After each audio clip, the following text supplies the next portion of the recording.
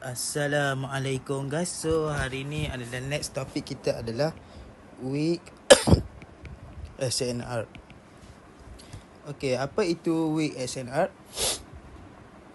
SNR bila mana harga daripada atas dia cuba melepasi price semasa. Bila dia test satu kali, maka dia junam. Faham? Berbeza dengan strong. Strong, bila dia sentuh, dia mampu melakukan pullback balik.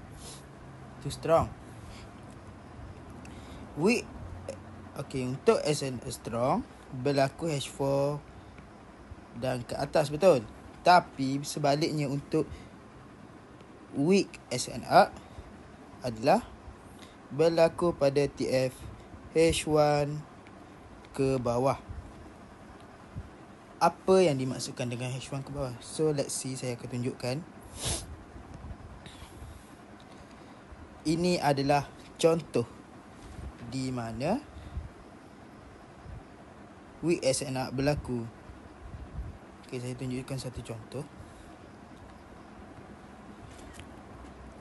Bila mana price semasa daripada atas dia junam sampai ke bawah, lalu terus tembus dan naik balik.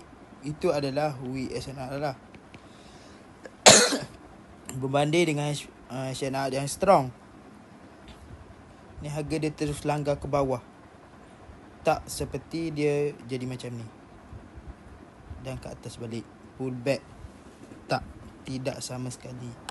Okey, itu sahaja. Sekian daripada saya. Terima kasih.